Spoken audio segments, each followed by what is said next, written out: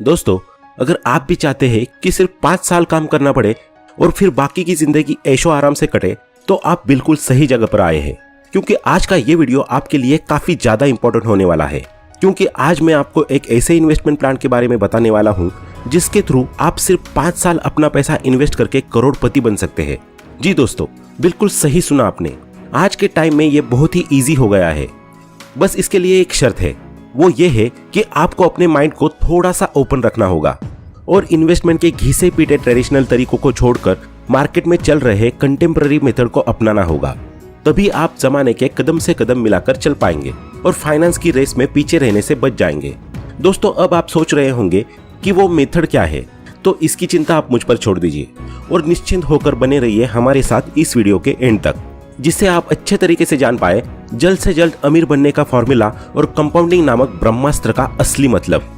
दोस्तों, अगर आप इस चैनल पर नए हैं तो चैनल को सब्सक्राइब करना बिल्कुल ना भूलें, क्योंकि हम आगे भी ऐसे वैल्यूएबल वीडियोस लाते रहेंगे। तो चलिए वीडियो को शुरू करते हैं। दोस्तों, 5 ईयर इन्वेस्टमेंट प्लान और कंपाउंडिंग के मैजिक को आसान भाषा में समझने के लिए हम एक स्टोरी का सहारा लेते हैं। ये कहानी है 3 दोस्तों की, राकेश, मुकेश और जिग्नेश। तीनों ही लंगोटिया यार है, यानी कि बचपन से स्कूल से लेकर कॉलेज तक तीनों की दोस्ती लगातार बनी हुई है। कॉलेज खत्म करने के बाद तीनों पैसे अर्न करने के लिए अपना अपना करियर चुन लेते हैं। राकेश एक IT कंपनी में 40,000 की मंथली सैलरी पर काम करने लगता है, तो वही मुकेश एज अ सेल्समैन अपनी जर्नी शुरू कर देता है और मंथली 30,000 अर्न करने लगता है। लेकिन जिग्नेश इन सबसे अलग अपने फादर के बेकरी बिजनेस को रन करने लगता है। 22 साल की उम्र में तीनों की अर्निंग की जर्नी की शुरुआत तो हो जाती है, लेकिन किसी को कुछ समझ नहीं आता कि वे आखिर इन पैसों का क्या करें। मुकेश और जिग्नेश पैसा आता देख उसे उड़ाना शुरू कर देते हैं। रोज नए नए कपड़े, पार्टी, गाड़ियां, इन सब का शौक करना शुरू कर देते हैं। लेकिन वही राकेश अपने पैसे से और पैसा बनाने की तरकीब ढूंढना शुरू कर देता है। काफी सारी रिसर्च करने के बाद उसे इन्वेस्टिंग और स्टॉक मार्केट के बारे में पता चलता है। पहले शुरुआत में तो जब लोगों से राकेश ने स्टॉक मार्केट के बारे में राय ली तो लोगों ने उसे बुरी तरह डरा दिया। लेकिन जब उसने अलग अलग इन्वेस्टर्स को सुनना और उनकी किताबों को पढ़ना शुरू किया तो उसका ये डर भी दूर हो गया। अच्छी खासी नॉलेज इकट्ठी करने के बाद राकेश ने सोचा कि क्यों ना अपने पैसों को दिन प्रतिदिन ग्रो करने की ये स्कीम वो अपने दोस्तों के साथ भी शेयर करे। वो अपने दोस्त मुकेश और जिग्नेश के पास गया और उन्हें इन्वेस्टमेंट से रिलेटेड सारी चीजें समझा दी। लेकिन उन दोनों ने समझने के बजाय उल्टा राकेश पर ही हंसना शुरू कर दिया। वे बोलने लगे, तू तो पागल हो गया है राकेश, ये स्टॉक मार्केट में कुछ नहीं रखा, सब कुछ फ्रॉड है, यहाँ लोगों के पैसे डूब जाते हैं और वैसे भी इतने सालों तक कौन पागल है जो अपना पैसा डालता जाए। कल का किसे पता है कि क्या होगा, इसलिए मेरी बात मान, कल की चिंता छोड़ दे और आज में जीना सीख ले, मजे कर, यही जिंदगी है। राकेश ने उन दोनों की ये बात सुन तो ली, लेकिन उन्हें अपने दिल पर नहीं लिया और अपनी इन्वेस्टमेंट की जर्नी की शुरुआत कर दी। उसने हर महीने 10,000 रुपए SIP के थ्रू इंडेक्स फंड में इन्वेस्टमेंट करना शुरू कर दिया और ये इन्वेस्टमेंट उसने बिना किसी रुकावट के अगले 5 सालों तक किया और फिर उसके बाद स्टॉप कर दिया। अब आते हैं 5 साल आगे। 5 साल बाद राकेश की सैलरी 40,000 से बढ़कर 1 लाख रुपए हो जाती है। दूसरी तरफ मुकेश भी अब महीने के 80,000 रुपए कमा रहा होता है। तो वही जिग्नेश अपने बिजनेस को एक्सपांड करते हुए कुछ अलग अलग जगहों पर अपनी न्यू शॉप्स ओपन कर देता है। लेकिन प्रॉब्लम तब शुरू होती है जब वे दोनों देखते हैं कि इतनी इनकम बढ़ने के बावजूद भी उनके पास एक पैसा नहीं बच रहा। और दूसरी तरफ राकेश है जिसने इन्वेस्टमेंट को 5 साल तक कंटिन्यू रख के स्टॉप भी कर दिया और आजकल अपनी जिंदगी को बड़े ही ऐशो आराम से जी रहा है। इसे देखते हुए मुकेश जिग्नेश से कहता है, यार राकेश सही कहता था, हम लोगों को भी स्टॉक मार्केट में इन्वेस्टमेंट करना शुरू कर देना चाहिए ताकि हम भी अपनी लाइफ को इस EMI के जंजाल से निकाल सके और एंजॉय कर सके। इस पर जिग्नेश ने मुंह बनाते हुए कहा, तू रहने दे ये स्टॉक मार्केट का चक्कर, ये सब फालतू के झमेले हैं, हम जैसे हैं वैसे ही ठीक है, कम से कम पैसे डूबने का डर तो नहीं है हमें। मुकेश को रियलाइज हो चुका था कि राकेश ही सही है।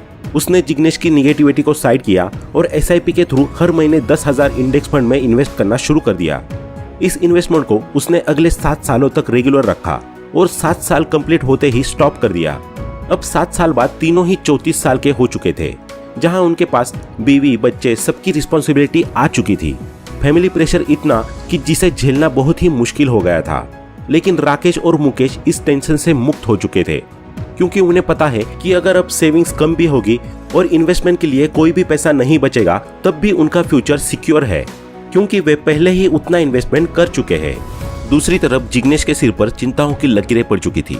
इन सालों में उसकी इनकम भले ही 3 से 4 गुना बढ़ चुकी थी, लेकिन इनकम के साथ साथ उतना ही खर्चा और जिम्मेदारी भी उसके सिर पर बढ़ चुकी थी।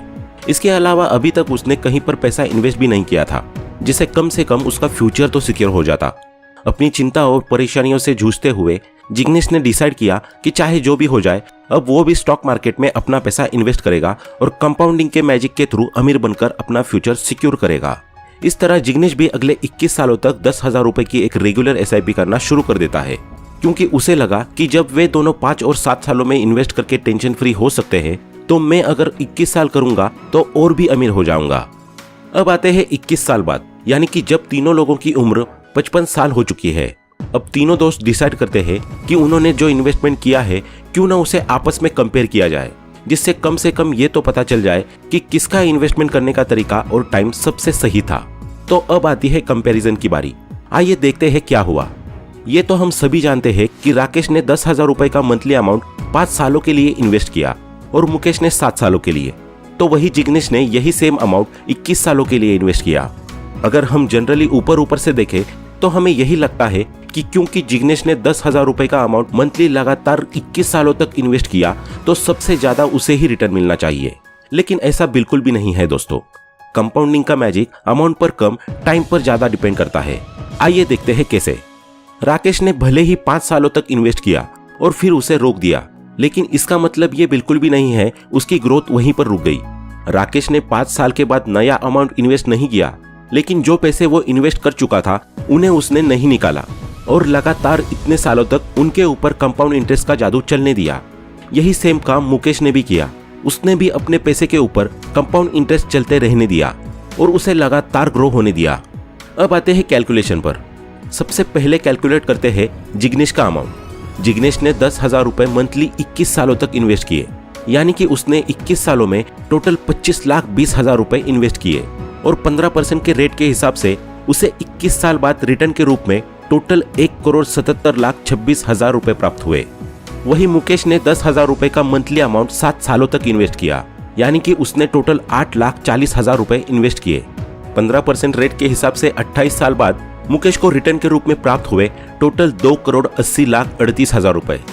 अब आते हैं राकेश पर, जिसने 10,000 रुपए का मंथली अमाउंट सिर्फ 5 सालों के लिए इन्वेस्ट किया था, यानी कि उसने टोटल 6 लाख रुपए SIP के थ्रू इन्वेस्ट किए थे। अब 15% रेट के हिसाब से 33 साल बाद राकेश को मिले पूरे 5,93,79,000 रुपए। देख रहे हैं आप, इसे कहते हैं कंपाउंडिंग की पावर। जिस व्यक्ति ने सबसे कम टाइम के लिए सबसे कम अमाउंट इन्वेस्ट किया, एंड में उसे ही सबसे ज्यादा रिटर्न मिला। हो गया ना एकदम उल्टा। आमतौर पर लोगों को क्या लगता है कि जो सबसे ज्यादा टाइम के लिए सबसे ज्यादा पैसा इन्वेस्ट करता है उसे सबसे ज्यादा पैसा रिटर्न मिलता है, लेकिन कंपाउंडिंग में ऐसा बिल्कुल भी नहीं है। यहाँ तो जो जितनी जल्दी इन्वेस्ट करेगा और उस इन्वेस्टमेंट को जितने लंबे समय तक इन्वेस्टेड रहने देगा, एंड में उसे उतना ही ज्यादा रिटर्न और उतना ही ज्यादा मुनाफा देखने को मिलेगा। यहाँ अमाउंट का उतना रोल नहीं है जितना टाइम का है। इसीलिए तो अक्सर कहा जाता है कि इन्वेस्टमेंट की कोई उम्र नहीं होती। जितना जल्दी करना शुरू कर दो, उतना ही प्रॉफिट होने के चांसेस बढ़ते जाते हैं। दोस्तों, स्टॉक मार्केट में आप SIP के थ्रू कई प्रकार के फंड्स में इन्वेस्टमेंट कर सकते हैं, लेकिन इन फंड्स में जो सबसे बेस्ट है वो है इंडेक्स फंड, क्योंकि इसके अंतर्गत गवर्नमेंट के द्वारा उन कंपनीज को ही रखा जाता है जिनकी परफॉर्मेंस सबसे अच्छी है और जिनका नाम टॉप 50 कंपनीज में आता है। दूसरा, अगर किसी कंपनी की परफॉर्मेंस बिगड़ जाए तो उसको उस ग्रुप से बाहर भी कर दिया जाता है और इसे रिप्लेस करके उस कंपनी को शामिल कर लिया जाता है जो अभी बेहतर परफॉर्म कर रही है। इस तरह आपकी चिंता ही खत्म हो जाती है कौन सी कंपनी में इन्वेस्ट करे और कौन सी में न करे। एक बार SIP के थ्रू इंडेक्स फंड में अपनी इन्वेस्टमेंट अमाउंट लिमिट फिक्स कर दी, बस उसके बाद हर महीने ऑटोमेटिक वो अमाउंट मार्केट की बेस्ट 50 कंपनीज के स्टॉक्स में इन्वेस्ट ही होता रहेगा और आप लॉन्ग टर्म में 13 से 15% का एक बेहतर रिटर्न अर्न कर सकेंगे। दोस्तों, अगर आप SIP के मैजिक को डिटेल में समझना चाहते हैं तो हमने इस टॉपिक पर ऑलरेडी वीडियो बनाई हुई है, आप इसे चेक कर सकते हैं। आपको लिंक आई बटन और डिस्क्रिप्शन बॉक्स में मिल जाएगी। दोस्तों, अब आगे SIP के थ्रू किए गए इन्वेस्टमेंट पर मिलने वाले रिटर्न्स कैसे होंगे, ये 3 चीजों पर डिपेंड करता है। सबसे पहला कि आपने कितना अमाउंट इन्वेस्ट किया, दूसरा आपने वह अमाउंट कितने टाइम के लिए इन्वेस्ट किया, और तीसरा है कि उस अमाउंट को आपने कहां पर इन्वेस्ट किया। आज के समय में आपको SIP करने के लिए लाखों के अमाउंट की जरूरत नहीं है, बल्कि आज तो आप मात्र 500 रुपए महीने के इन्वेस्ट करके भी अपनी SIP शुरू कर सकते हो। दूसरी बात है टाइम की। तो इंडिया में ज्यादातर एक्सपर्ट्स का मानना है कि लोग SIP की शुरुआत तो बड़े ही एक्साइटमेंट के साथ करते हैं, मगर पता नहीं क्यों बीच में ही डीमोटिवेटेड होकर उसे बंद कर देते हैं। इंडिया में ज्यादातर लोगों ने अपनी SIP को 2 साल के अंदर ही अंदर बंद कर दिया है due to lack of patience. Compounding के पावर को देखने के लिए आपका पेशेंस रखना बहुत ही जरूरी है, तभी वो अपना कमाल दिखा पाएगी, वरना शुरू में तो आपको यही लगेगा कि आपका पैसा ग्रो ही नहीं हो रहा। SIP एक लॉन्ग टर्म इन्वेस्टमेंट है, न कि शॉर्ट टर्म। इसके लिए आपका लॉन्ग टर्म तक वेट करना और डटे रहना बहुत ही जरूरी हो जाता है। तो दोस्तों, आज के इस वीडियो में इतना ही। आशा करता हूं कि आपको ये वीडियो पसंद आया होगा। अगर आपको ये वीडियो पसंद आया हो तो वीडियो को लाइक करें और ऐसे ही वैल्यूएबल वीडियोस को देखने के लिए हमारे चैनल को सब्सक्राइब करना ना भूलें। आपका कीमती समय देने के लिए धन्यवाद। Thanks for watching.